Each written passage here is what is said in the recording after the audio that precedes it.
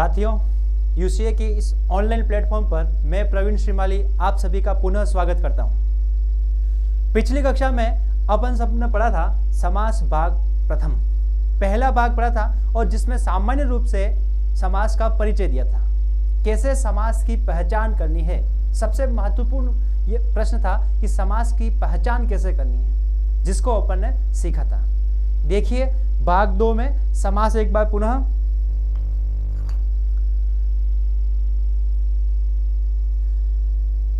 पिछली कक्षा में जो हम सब ने पढ़ा था उसका एक बार दोहरान करते हैं। क्या देखा था पहले कि समास की परिभाषा, सबसे पहले अपन ने देखी है समास की परिभाषा। परिभाषा में जब दो या दो से अधिक शब्द अपने बीच की विभक्ति का लोप कर जो छोटा रूप बनाते हैं, दो शब्द भी हो सकते हैं या दो से अधिक शब्द भी हो सकते हैं, ये शब्द अपने बीच की विभक्ति का लोप कर जो छोटा रूप बनाते हैं उसे कहते हैं समास। उसके बाद समास शब्द का विलोम, नंबर 2, समास का विलोम क्या होता है? व्यास। जी हाँ, समास का विलोम होता है व्यास। फिर अगला है समास के अन्य नाम, नंबर 3 अपन ने पढ़ा था समास के अन्य नाम। समास के जैसे कि परिभाषा में आता है कि जब दो या दो से अधिक शब्द अपने बीच की विभक्ति का लोप कर जो छोटा रूप बनाते हैं उसे क्या कहते हैं। तो विकल्प में समास आ सकता है, सामासिक पद आ सकता है या समस्त पद आ सकता है। तो ये तीनों ही समास के क्या है? अन्य नाम है। फिर समास शब्द का शाब्दिक अर्थ, प्रश्न बहुत बार आया हुआ है कि समास शब्द का शाब्दिक अर्थ क्या होता है। तो समास शब्द का शाब्दिक अर्थ होता है छोटा रूप, लघु रूप या संक्षिप्त रूप या संक्षिप्तीकरण, यानी कि इसके कोई पर्यायवाची भी आ सकते हैं। कुल मिलाकर याद रखना है कि वो एक छोटा रूप है, यानी कि समास शब्द का शाब्दिक अर्थ क्या हुआ? छोटा रूप, लघु रूप, संक्षिप्त रूप या संक्षिप्तीकरण।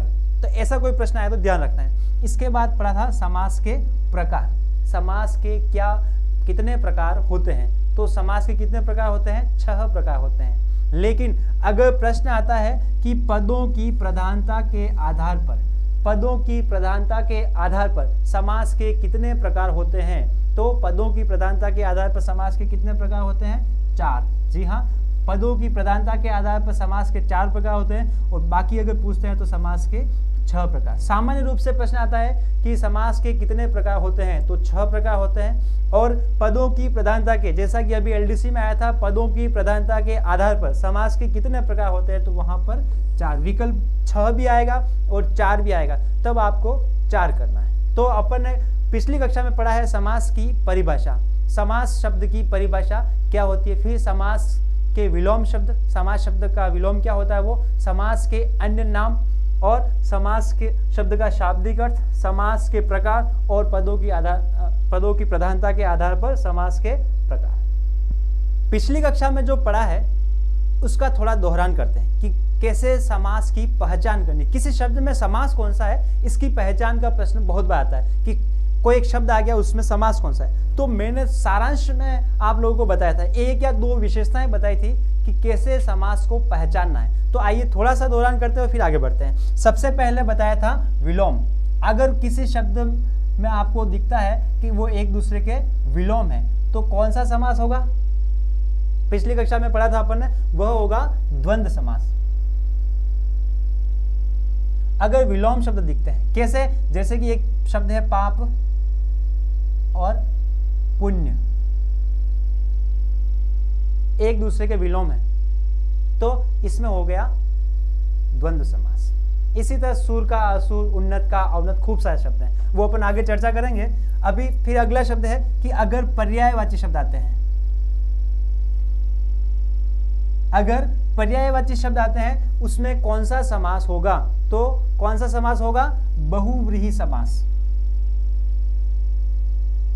पर्यायवाची शब्द आता है तो उसमें होता है बहुव्रीहि समास। एक सामान्य सी विशेषता है, इसके ऊपर अपन विस्तार से पढ़ेंगे, लेकिन एक पहचान कैसे करनी है सिर्फ इसके लिए आप लोगों को बता रहा हूं। फिर अगला है उपसर्ग। अगर किसी शब्द में उपसर्ग आता है, उपसर्ग तो खूब सारे हैं लेकिन कुछ विशेष उपसर्गों के बारे में बताया था, यथा, प्रति, अनु, उप, भर, यावत, निर, ऐसे कुछ उपसर्ग बताए थे जिसको अपन विस्तार से पढ़ेंगे आगे। तो ऐसे उपसर्ग अगर आते हैं तो उसमें आता है आपके अव्ययी भाव समास। उपसर्ग वाले पदों का प्रयोग होता है तब आता है अव्ययी भाव समास। इस प्रकार आगे था कि यदि पहला पद संख्यावाची हो, पहला पद संख्यावाची हो तो उसमें कौन सा समास होगा। पहला पद संख्यावाची है तो सबसे सरल है वो है द्विगु समास। द्विगु समास में पहला पद संख्यावाची होता है। इसके बाद अगला जो है वो है विशेषण विशेष्य।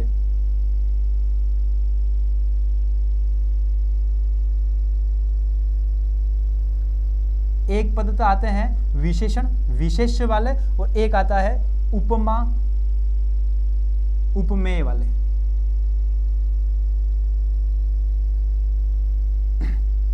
किसी शब्द की विशेषता बताई जाती है या किसी को उपमा दी जाती है, उसमें कौन सा समास होता है। अगर विशेषण विशेष और उपमा उपमेय वाले पदों का प्रयोग होता है तो होता है कर्मधारय समास।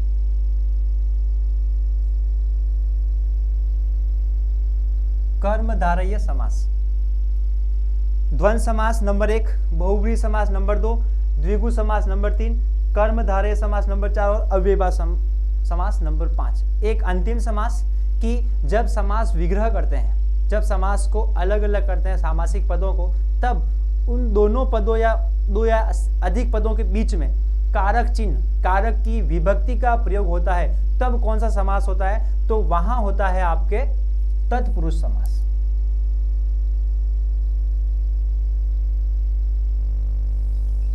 तत्पुरुष समास। जी हाँ, कारक चिन्हों का प्रयोग किस समास में, समास विग्रह करते समय कारक चिन्ह अर्थात कारक की विभक्तियों का प्रयोग होता है तो वह होता है तत्पुरुष समास। चलिए, इन सामान्य सी विशेषताओं को देखकर आप लोगों को कितने सामासिक पदों के से संबंधित प्रश्न याद हुए। यानी कि अगर डायरेक्ट प्रश्न अब भी आ जाता है, अपन ने सिर्फ एक क्लास पढ़ी है और उसमें भी अगर आता है तो आप प्रश्न कर सकते हैं या नहीं, ये टेस्ट कर लेते हैं। सबसे पहले आप इसका स्क्रीनशॉट ले लीजिए कि इन प्रश्नों का उत्तर देना है। इन प्रश्नों का उत्तर आप लोगों को देना है और ये उत्तर जो देने हैं वो कमेंट बॉक्स में लिखना है। जी हाँ, आप प्रश्न पढ़ लीजिए। सबसे पहला प्रश्न, समास शब्द का शाब्दिक अर्थ क्या होता है। समास शब्द का शाब्दिक अर्थ, विकल्प फर्स्ट व्यास, विकल्प सेकंड संक्षेप, तीसरा विकल्प है सार और चौथा विकल्प है टिप्पणी। समास शब्द का शाब्दिक अर्थ क्या होता है। फिर अगला प्रश्न, यथाशक्ति। जी हाँ, यथाशक्ति शब्द में कौन सा समास है। यथाशक्ति, पहला विकल्प अव्ययीभाव समास, दूसरा तत्पुरुष समास, तीसरा कर्मधारय समास और चौथा द्वंद्व समास। तो दो प्रश्न है, इसके स्क्रीनशॉट ले लीजिए। फिर अपन आगे बढ़ते हैं। इन दोनों प्रश्नों के और आगे आने वाले प्रश्नों के उत्तर आपको कमेंट बॉक्स में लिखने हैं। फिर अगली क्लास में, जो अगली का क्लास होगी उसमें इनके उत्तर दिए जाएंगे और अभी जो पढ़ेंगे उनसे संबंधित प्रश्न किए जाएंगे। हर टॉपिक को शुरू करने से पहले कुछ प्रश्न आप लोगों को बताया जाएगा, जिससे एक आइडिया लगेगा कि प्रश्न कैसे पूछे जाते हैं। तो जब पूरा टॉपिक पढ़ेंगे तो पूरा याद रहेगा, इस तरह के प्रश्न आते हैं तो आगे भी आप याद करते रहेंगे। तो अगला प्रश्न लीजिए, किस शब्द में द्विगु समास है। बिल्कुल सरल सा प्रश्न है, किस शब्द में द्विगु समास है। पहला दशानन, दूसरा त्रिनेत्र, तीसरा तिपहिया और चौथा है द्विरेफ। जी हाँ, किस समास में द्विगु समास है। द्विगु समास पूछा हुआ है, किस समास में द्विगु समास है, किस शब्द में। फिर अगला प्रश्न संख्या है 4, मयूर वाहन शब्द में कौन सा समास है। जी हाँ, मयूर वाहन शब्द में कौन सा समास है। विकल्प पहला है बहुव्रीहि समास, दूसरा तत्पुरुष समास, तीसरा कर्मधारय समास और चौथा है द्वंद्व समास। आप कमेंट बॉक्स में इन प्रश्न के उत्तर लिखिए कि किस प्रश्न का कौन सा उत्तर है। जी हाँ, तीसरा प्रश्न, चौथा प्रश्न, इसका भी एक स्क्रीनशॉट ले लीजिए। 5 प्रश्न पूछे जाएंगे, हर टॉपिक के 5 प्रश्न आप लोगों को पूछे जाएंगे और उस उससे अगली कक्षा में आपका इनके उत्तर आपको दिए जाएंगे। किस शब्द में कर्मधारय समास नहीं है? जी हाँ, 3 शब्दों में कर्मधारय समास होगा, एक में नहीं होगा। ये पूछा हुआ है किस शब्द में कर्मधारय समास नहीं है। विकल्प पहला है काला आदमी, पहला विकल्प काला आदमी, दूसरा महापुरुष, तीसरा महात्मा और चौथा है राजपुत्र। जी हाँ, 4 विकल्प हैं किस शब्द में कर्मधारय समास नहीं है। क्या पूछा हुआ प्रश्न? कर्मधारय समास वो भी नहीं है और नहीं है।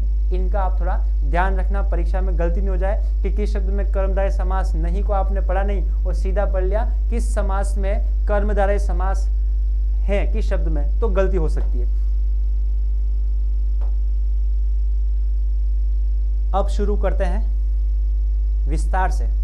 अभी तक जो पढ़ा था बिल्कुल सारांश में था कि कोई व्यक्ति सिर्फ उस कक्षा को, पहली कक्षा जो थी अपनी समास की, उसी को देखकर परीक्षा देने जाता है, तब भी लगभग 75-85 प्रश्न समास के सही करेगा। लेकिन विस्तार से पढ़ना जरूरी है, इसलिए अब हर एक समास की विस्तार से विशेषता पढ़ते हुए शुरू करते हैं। सबसे पहले समास के प्रकार। परिभाषा तो अपन ने पढ़ ली है कि जब 2 या 2 से अधिक शब्द अपने बीच की विभक्ति का लोप कर जो छोटा रूप बनाते हैं उसे समास कहते हैं। अगर आप चाहो तो वीडियो को पीछे करके परिभाषा वापस लिख सकते हैं। परिभाषा के प्रश्न भी बहुत बार आया हुआ है और उसके अलावा जो विशेषताएं पढ़ी थी उसका भी प्रश्न आया हुआ है, तो वीडियो को आप रोक रोक कर उसको देख सकते हैं और लिख सकते हैं। आप छोटे छोटे नोट्स जो हैं वो बनाते रहो, उसको 3-4 बार देखो, वीडियो को 3-4 बार देखो, तब जाके याद होगा। सिर्फ एक बार देख लेने से याद नहीं होगा, वीडियो को 3-4 बार देखना पड़ेगा, उसको जो इम्पोर्टेंट नोट्स है उनको उतारना पड़ेगा, तब उनको बार बार देखते रहना, तो आपका पूरा समास टॉपिक अच्छा हो जाएगा। तो पदों की प्रधानता के आधार पर समास के कितने प्रकार होते हैं? 4 प्रकार। पहला प्रश्न कि पदों की प्रधानता के आधार पर समास के कितने प्रकार होते हैं? तो 4। और सामान्य रूप से अगर पूछते हैं तो 6 प्रकार होते हैं। ये दोनों ही प्रश्न याद रखते हैं कि पदों की प्रधानता के आधार पर और सामान्य रूप से समास के कितने प्रकार होते हैं। फिर अगला पहला पद प्रधान प्रश्न। पहला पद प्रधान, अगर पहला पद प्रधान नहीं आता है तो क्या आएगा? पूर्व पद प्रधान।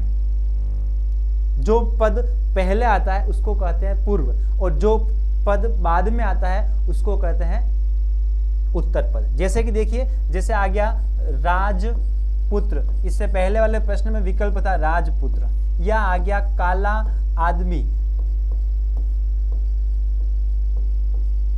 तो यहां ये जो है वो पहला पद है और ये है दूसरा पद। पहला पद और दूसरा पद। पहला पद जो होता है उसको कहते हैं पूर्व पद, और दूसरा पद जो होता है उसको कहते हैं उत्तर पद। तो पदों की प्रधानता के आधार पर पढ़ रहे हैं तो पहला पद प्रधान होता है अव्ययीभाव समास का। सीधा डायरेक्ट प्रश्न आता है किस समास में पहला पद प्रधान होता है? तो अव्ययीभाव समास।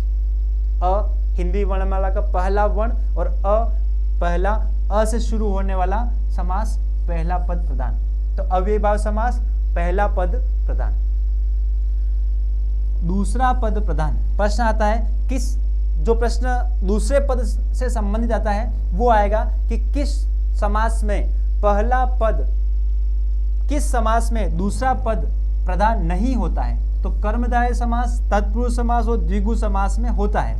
इसको छोड़कर कोई भी आता है तो उसमें दूसरा पद प्रधान नहीं होगा। तो किस समास में दूसरा पद प्रधान होता है? तो तत्पुरुष समास में होता है, कर्मधारय समास में होता है और द्विगु समास में होता है। तो इन तीनों में ही होता है। तो प्रश्न आता ऐसा है कि किस समास में दूसरा पद प्रधान नहीं होता है? तो इन तीनों में होता है, शेष में नहीं होता है। ठीक है, अगर दूसरा पद नहीं आता है तो उत्तर पद आएगा। दूसरा पद या उत्तर पद, ये याद रखना है। किस समास में दोनों पद प्रधान होते हैं? दोनों ही पदों की बात की जा रही है, जैसे कि द्वंद्व समास।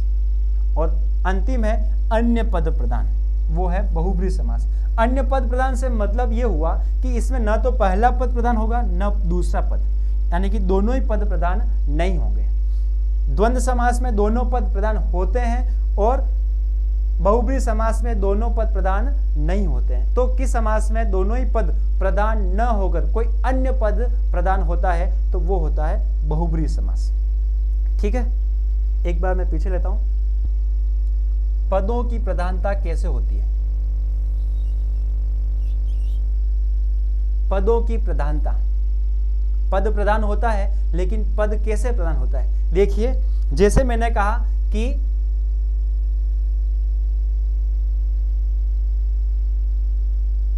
एक शब्द लिखा है माता और एक शब्द लिखा है पिता। माता पिता, एक पद हो गया माता का और एक पद हो गया पिता, ये दो पद है। अब इसमें से प्रधान कौन सा है? तो एक, जैसे कि वो लिखता हूं मैं, राजकुमार, इसमें एक पद है राज और एक पद है कुमार। अब इन दोनों पदों की जब अपन समास विग्रह करते हैं इन पदों का, तो आता है, इसमें आएगा माता और पिता और इसमें आएगा राजा का कुमार।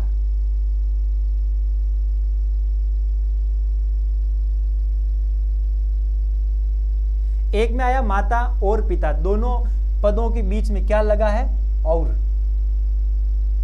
और यहां दोनों पदों के बीच में लगा है का। तो पहला पद दूसरा पद, पहला पद दूसरा पद, राजा का कुमार, एक पद ये हो गया और दूसरा कुमार हो गया दूसरा पद। अब बताइए कि ये पद प्रधान है या ये पद प्रधान है, राजा या कुमार प्रधान है। तो इसके लिए उनका वाक्य में प्रयोग करें तो लगभग अपन पहुंच जाएंगे कि कौन सा पद प्रधान है। जैसे माता पिता आ रहे हैं, तो माता आ रहे हैं या पिता आ रहे हैं, दोनों की बात हो रही है, इसका मतलब दोनों ही पद प्रधान है। राजा का कुमार आ रहा है, तो राजा आ रहे हैं या कुमार आ रहा है, तो कौन आ रहा है? कुमार। यानी कि वाक्य में किसके बारे में बात हो रही है? कुमार के बारे में। पहला तो ये। दूसरा, वाक्य में क्रिया जिसके आधार पर प्रयुक्त होती है वो पद प्रधान होता है। यहाँ दोनों के आधार पर हो रही है, इसलिए दोनों पद प्रधान है, और यहाँ कुमार के आधार पर हो रही है। अगर मैं यहाँ लिखता राजमाता, यानी कि राजा की माता, तो वाक्य बनता राजा की माता आ रही है, तो अंत में क्रिया क्या होती? रही। और राजा का कुमार आ रहा, तो क्रिया क्या हो गई? रहा। तो इस तरह से क्रिया का लिंग वचन किसके आधार पर बदला? दूसरे पद के आधार पर, तो इसलिए इसमें दूसरा पद प्रधान होगा। तो पदों की प्रधानता इस तरह से होती है, पहला पद प्रधान, दूसरा पद प्रधान। अब मैं बहुब्रीहि समास की बात कर लेता हूं कि इसमें दोनों ही पद प्रधान नहीं होते, बल्कि कोई अन्य पद प्रधान होता है। कैसे? सीता को दशानन ले गया, एक वाक्य है, सीता को दशानन ले गया। दो पद है इसमें, एक तो है दश और एक है आनन। दश का मतलब हो गया 10 और आनंद का मतलब हो गया सिर। तो सीता को कौन लेकर गया? एक 10 कोई संख्या है वो लेके गया, या आनंद कोई सिर लेके गया? 10 या आनंद, न तो कोई एक संख्या थी 10 वो लेकर गई है, और न कोई सिर है वो लेके गया। यानी कि न तो 10 प्रधान है और न ये आनंद प्रधान है, बल्कि कोई अन्य पद, अर्थात कौन लेकर गया था? रावण, तो अन्य पद प्रधान है। तो इस तरह से अन्य पद की प्रधानता किस समास में होती है? बहुब्रीहि समास में। मैंने बताया था कि जब किसी के पर्यायवाची आते हैं, चाहे देव हो, दानव हो, जीव जंतु कोई भी हो, तो दशानन किसका पर्यायवाची है? रावण का पर्यायवाची है, और एक से अधिक पद है, इसका मतलब बहुब्रीहि समास हो सकता है। तो यहाँ पर दशानन रावण का पर्यायवाची, दश आनंद 2 पद है, इसका मतलब बहुब्रीहि समास। ठीक है, तो एक बार इसका स्क्रीनशॉट ले लीजिए कि सामान्य रूप से ये प्रश्न और आ सकते हैं।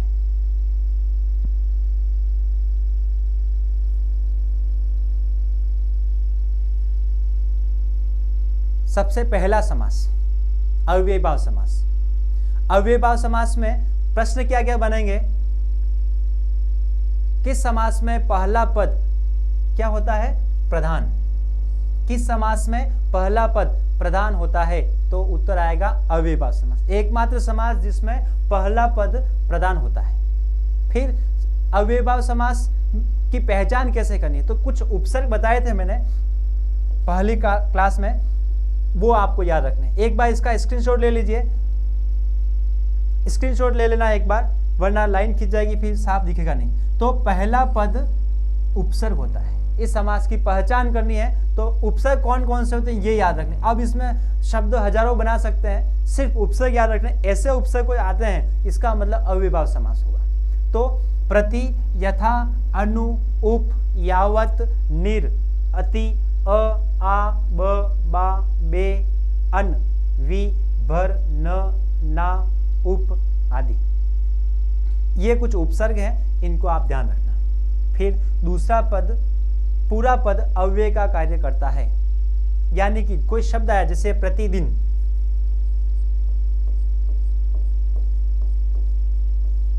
अब यहां प्रतिदिन शब्द है, ये पूरा क्या है? अव्यय है। अव्यय ऐसे शब्द होते हैं जिन्हें लिंग या वचन के आधार पर बदल नहीं सकते। अब सिर्फ दिन आता, सिर्फ दिन लिखा होता तो दिन से अपन कर सकते हैं दिनों, बहुत दिनों से वो नहीं आया है, तो ये दिन से दिनों हो सकता था, लेकिन ये प्रति लगने से प्रतिदिन ही होगा, वह प्रतिदिनों नहीं आता है, ये वाक्य गलत हो जाएगा। इसलिए प्रतिदिन, तो ये वाक्य, ये जो शब्द है ये पूरा पद क्या हो गया? अव्यय होगा। अब इसका प्रयोग किसी भी तरह से वाक्य में करेंगे तो लिंग या वचन के आधार पर इनमें कोई परिवर्तन नहीं होगा। तो जब ये उपसर्ग लगता है, जब इनमें से कोई भी उपसर्ग लगेंगे तब वाक्य में प्रयुक्त होने वाला शब्द अव्यय हो जाएगा। अव्यय मतलब अविकारी, और ऐसे शब्द जिन्हें लिंग या वचन के आधार पर नहीं बदल सकते हैं उसे कहते हैं अव्यय। यानी कि जब ये उपसर्ग लगते हैं तो पूरा पद क्या बन जाता है? अव्यय, अविकारी शब्द बन जाता है। फिर वो शब्द लिंग या वचन से प्रभावित नहीं होगा। एक ही शब्द का दोहरान होता है, एक ही शब्द की पुनरावृत्ति होती है, तब भी क्या होता है? अव्ययभाव समास होता है। तो ध्यान रखना है, एक ही शब्द का दोहरान, रातों रात, दिनों दिन, बीचों बीच, भागम भाग, लूटम लूट, ऐसे खूब सारे शब्द आएंगे आगे, तो इन सभी में होगा अव्ययभाव समास। तो आप लोगों को इनका विशेष ध्यान रखना है। ये विशेषताओं के रूप में आ सकता है या इनमें से कोई उपसर्ग लगा हुआ है और शब्द बन सकता है। बहुत सारे शब्द है जैसे प्रति से प्रतिदिन, प्रत्येक, प्रतिपल, यथा से यथाशक्ति, यथाक्रम, यथावसर, और इस तरह इन सभी उपसर्गों से बहुत सारे, एक एक उपसर्ग से 15-20 शब्द अपन सामान्य रूप से बना सकते हैं। तो आप लोग इसका विशेष रूप से ध्यान रखना। अव्ययभाव समास के प्रमुख उदाहरण कौन कौन से हो सकते हैं? खूब सारे हैं, मैंने कुछ उदाहरण लिखे हैं, कुछ महत्वपूर्ण परीक्षा में आने जैसे हैं। अब आप लोगों को एक और याद रखना है कि समास विग्रह याद करने हैं। समास कौन सा है ये याद करने की जरूरत नहीं है, क्योंकि आप लोगों को पता है कि अनुरूप में अनु उपसर्ग है, इसका मतलब अव्ययभाव समास है। तो ये शब्द रटने की जरूरत नहीं है कि इन शब्दों में अव्ययभाव समास है। आपको तो याद रखना है कि ये उपसर्ग आ रहे हैं, इसका मतलब इनमें अव्ययभाव समास होगा।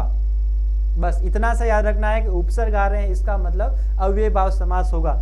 ये याद नहीं रखना ये शब्द रट लिए, ये नहीं रटना। रटना तो याद ही करना है, तो इनको याद करना कि किसी शब्द का समास विग्रह क्या होगा, क्योंकि समास विग्रह सभी में थोड़े थोड़े अलग है, थोड़ा थोड़ा उसमें अंतर आ रहा है। तो आप लोग समास विग्रह याद रखें। इसके लिए सबसे पहले इसका एक स्क्रीनशॉट ले लो और फिर उसको अपने कॉपी में उतारना है। स्क्रीनशॉट ले लेना इसका। अनुरूप, जैसा रूप है वैसा, महत्वपूर्ण शब्द है, परीक्षा में आने लायक है, पहले बहुत बार आया हुआ है। आकंठ, जहाँ आ आता है तो वहां तक लगा सकते हैं। जब समास विग्रह करते हैं तक लगाते हैं, अगर तक नहीं लगाते तो पर्यंत लगाते हैं। तक भी लगा सकते हैं और पर्यंत भी लगा सकते हैं। तो आप लोग थोड़ा इसका ध्यान रखना है। आ जानू, जानू का मतलब होता है घुटने, घुटने को कहते हैं जानू। तो आ का मतलब तक हो गया, और कहां तक है? घुटने तक। आ समुद्र, समुद्र पर्यंत। निरहंकार, निर और अहंकार दोनों मिलकर बना निरंकार। निर का मतलब रहित होता है, तो अहंकार से रहित, रहित की जगह परे भी आ सकता है। निरामिष, निर और आमिष, तो आमिष का मतलब होता है मांस, मांस से रहित। निर्विकार, बिना विकार के। नीरव, इस शब्द का विशेष ध्यान रखना। नीरव शब्द शुद्धि में आता है, संधि में आता है और समास में भी आता है। नीरव, रव का मतलब होता है ध्वनि या आवाज, उससे रहित नीरव। बिना रव के, बिना आवाज के, कोई भी आ सकता है विकल्प। नीरस, बिना रस के या रस से रहित। प्रतिपल, हर पल, कभी कभी पल पल भी आता है, बाकी हर पल। प्रत्यक्ष अक्षी के सामने या अक्षी के आगे, अक्षी का मतलब होता है आंख। ये जो कोष्ठक में लिखा है वो इसलिए लिखा है कि पर्यायवाची में आ सकते हैं। यही शब्द आपको पर्यायवाची पूछ सकते हैं, तो आप इसका विशेष ध्यान रखें। प्रत्युपकार, उपकार के बदले किया गया उपकार, जिसे कहते हैं प्रत्युपकार। प्रत्येक, हर एक।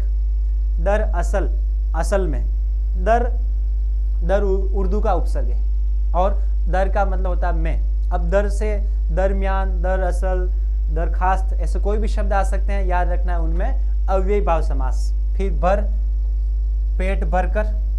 भर सक, सक का मतलब होता है सामर्थ्य। भर सक यानी कि ये इंपॉर्टेंट है, इसको महत्वपूर्ण में रखना है, और इसका समास विग्रह होता है सक भर। यथाशक्ति, शक्ति के अनुसार। यथाशीघ्र, जितना शीघ्र हो। यथासंभव, जितना संभव हो या जैसा संभव हो। यावत जीवन, संधि में पूछा हुआ है बहुत बार, यावत जीवन का संधि विच्छेद क्या होगा, तो यावत धन जीवन। जब पहले शब्द के अंत में हलंत आता है वो व्यंजन संधि होती है, तो सीधा हलंत देखा, व्यंजन संधि। यावत प्लस जीवन बराबर यावत जीवन, जब तक जीवन है या जीवन पर्यंत। हर वर्ष, प्रत्येक वर्ष। हर उपसर्ग लग रहा है, हर वर्ष का प्रत्येक वर्ष। बखूबी, खूबी सहित, विदेशी उपसर्ग है। बा इज्जत, इज्जत सहित। ब का मतलब भी सहित होता है और बा का मतलब भी सहित होता है। जितने भी ब वाले हैं या बा उपसर्ग वाले शब्द हैं वो सभी आएंगे। बेचैन, बिना चैन के। चैन का मतलब रहित, चैन रहित भी आ सकता है या बिना चैन के। बाकायदा, कायदे सहित। लावारिस, ला का मतलब बिना या रहित होता है, तो बिना वारिस के, और ला जवाब, बिना जवाब के। इनके स्क्रीनशॉट लेने हैं आपको, जितने भी उदाहरण हैं उनके स्क्रीनशॉट लेने हैं और अपने कॉपी में उतारने हैं। ये जो शब्द हैं, इन एक ही शब्द की आवृत्ति हुई है, पदों की आवृत्ति हुई है, शब्द का दोहरान हुआ है, और शब्दों का दोहरान होता है तब भी अव्ययीभाव समास होता है। दिनों दिन, दिन के बाद दिन। रातों रात, रात ही रात में। मंद मंद, मंद के बाद मंद। भागम भाग, भागने के बाद भागना। लूटम लूट, लूट के बाद लूट। टालम टोल, टालने के बाद टालना। सालों साल, साल के बाद साल। और धीरे धीरे, धीरे के बाद धीरे। तो ये कुछ उदाहरण है, ये कुछ उदाहरण ही है, बहुत सारे उदाहरण है इसके अलावा, लेकिन आप लोगों को याद कुछ रखना है। मैंने बताया है कि आप लोगों को याद रखना है कि यदि उपसर्ग वाले पद आते हैं तब अव्ययीभाव समास होता है। हाँ, उपसर्ग वाले पद आते हैं तो आप लोगों ने उपसर्ग देख ही लिया है, इन सभी के स्क्रीनशॉट लेने हैं और उनको याद रखना है। शब्दों को याद नहीं रखना है, उपसर्ग को याद रखना है। उपसर्ग याद रह जाएंगे तो सारे उदाहरण याद रहेंगे। फिर कुछ ध्यान रखना है, जैसे कि उनको संधि करके दे सकते हैं, जैसे कि यथेच्छा, यहां संधि हो गई, ए आ रहा है, यहां संधि हुई है। तो अब यहां पर यथेच्छा शब्द में कौन सा समास है? जब अपन ने संधि विच्छेद किया, यथा धन इच्छा, तो यहां यथा उपसर्ग देखा, यथा उपसर्ग देखा, इसका मतलब यहां हो गया अव्ययीभाव समास। ठीक है, तो इस तरह से आपको संधि भी करनी है। प्रश्न आता है किस शब्द में संधि तथा समास दोनों है? तो ऐसे बहुत सारे शब्द हैं जिसमें संधि भी हो सकती है और समास भी हो सकता है। जैसे अपन अव्ययीभाव समास की बात करते हैं तो जैसे आया प्रत्येक, तो यहां संधि और समास दोनों है। प्रत्युत्तर, यहां भी संधि और समास दोनों है। यथेच्छा, यथेच्छा की तरह ही यथावसर,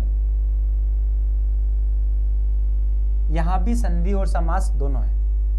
अभी रीट की परीक्षा हो सकती है, तो रीट की परीक्षा में इकाई, पहली जो इकाई है उसमें समास टॉपिक है, उसके अलावा संधि, समास, उपसर्ग, प्रत्यय और ऐसे करके लगभग 11 टॉपिक है और उसमें प्रश्न आएंगे 5।